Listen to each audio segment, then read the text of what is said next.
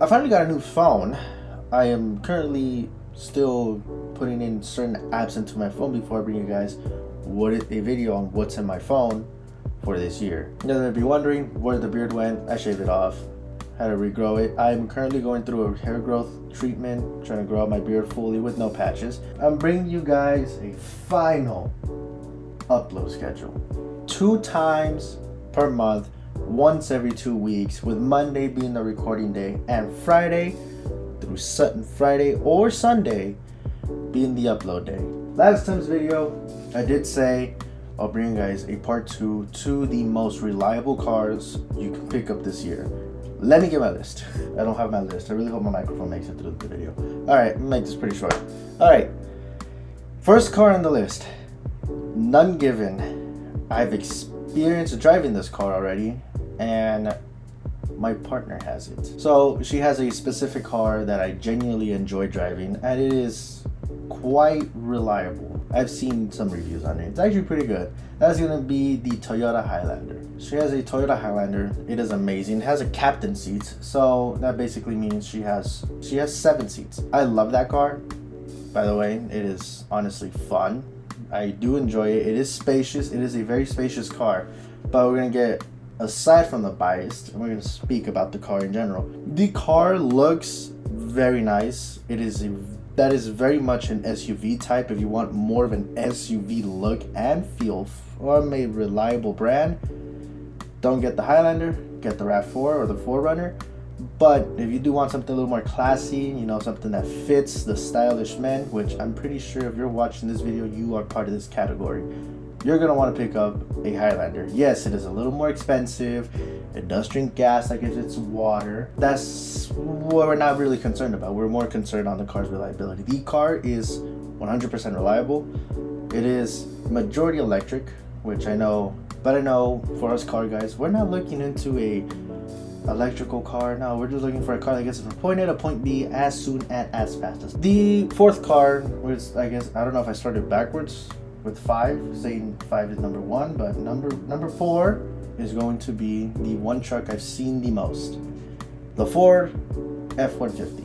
I've seen this truck absolutely everywhere I drive, because I work pretty far, so I have to commute quite a distance, so it takes me about 30 to an hour to get to work depending on the traffic. I do see a lot of these Ford F-150s. I see a lot of them. Some of them have mixed reviews, some of them have bad reviews. The ones I've really heard more good stuff with is going to be the newer ones. Now, if you don't want basic F-150, you can get the diesel one, or you can get the Shelby Raptor, or you can just get a Raptor in general. But if you don't like Ford, the second one I'm going to recommend you in the truck space, taking up 2 spots in the 4th place, is going to be the Sierra Denali. Sierra Denali, I have experienced it before a few years ago. I do want to say that was the one with box headlights, the ones that look like it was a Silverado, but it's a Sierra. I do have some experience with that. That one's actually really nice. It's really comfortable for a truck, and it is honestly very, very reliable, only because if you pay somewhat attention to the general public and GM Motors, Sierra, same thing as a Silverado. I'm about to get some hate for it, but it's the same thing essentially. You're not looking for the best of the best, but if you do want something daily, get one of those 2 trucks. Specifically, you want to get those V8 models, because those are the ones that are more focused on than the other models. So anything V8 plus with a truck, amazing work. Let me know right now. The third one on this list, I hate this brand. For the life of me, I can't. There is 2 cars I do like from this brand, but it's not so much I hate this brand. I just do not like this brand. It's a Japanese brand. It is going to be the obvious Honda Civic specifically. Those last you a lifetime. I've seen many Honda Civics hitting the 300,000 mile mark, and they're still running like new, obvious, with basic maintenance and taking care of it.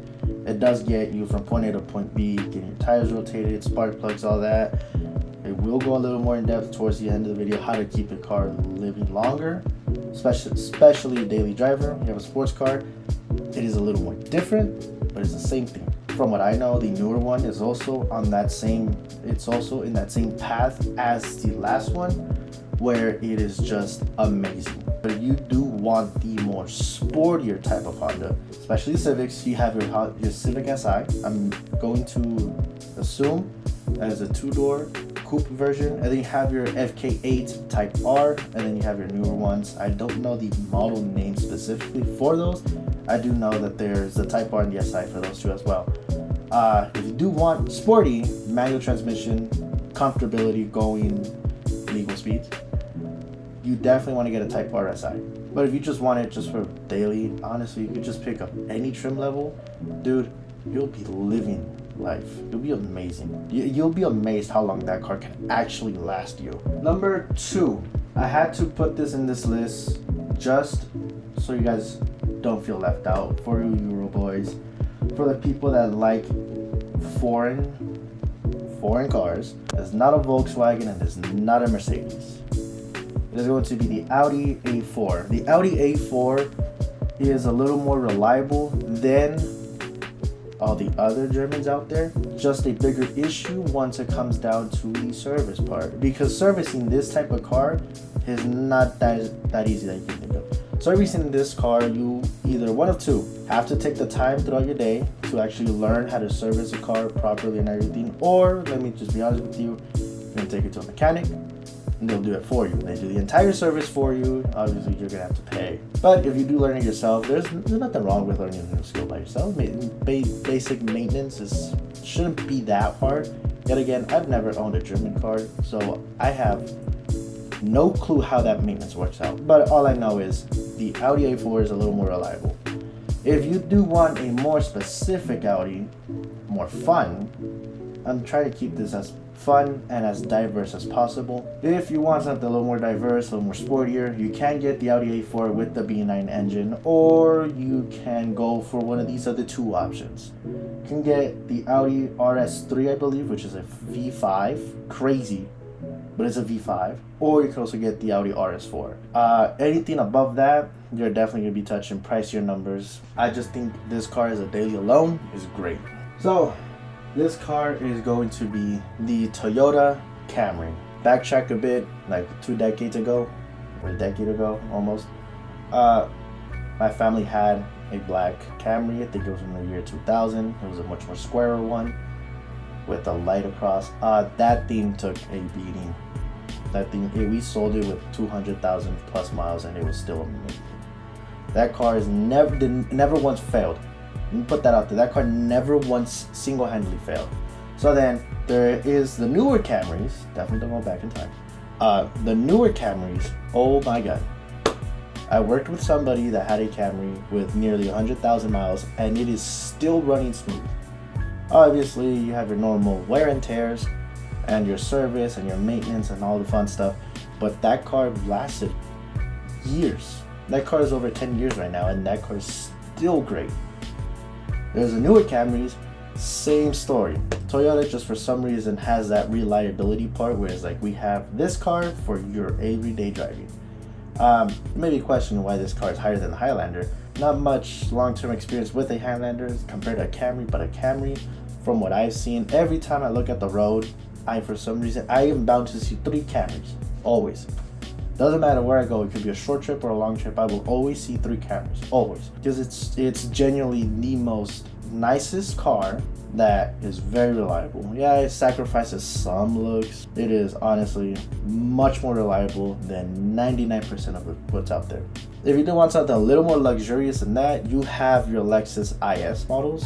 And bigger than that, you have your GS models. That's something you definitely would like to pick up. This car, all of these cars honestly look great in black and white and your neutral colors, because neutral colors are what's important now, I guess. There's no more fun colors like your blues and greens, your vibrant purples. For the things you do have to know, basic maintenance on some of these cars. One of the most basic maintenance to know is going to be brakes, tire rotations. Tire rotations you do have to take to a tire shop so they can do it for you. Spark plugs, oil changes. Your more at-home stuff, you should know. Every man must know how to change a tire. If you don't know how to change a tire, figure it out. There's millions of videos on YouTube how to change a tire. That is a must. Taking care of your car, basic maintenance is what's going to keep your car living throughout its entirety of its life cycle. It could be a sports car, it could be a daily driver. Doesn't matter. If you take care of your car the way you're supposed to take care of it, that car will last you forever. Everybody here watching this video, please drive safe. A lot of crazy drivers. Drive safe, have fun, live your life, and I will be seeing you guys in another 2 weeks.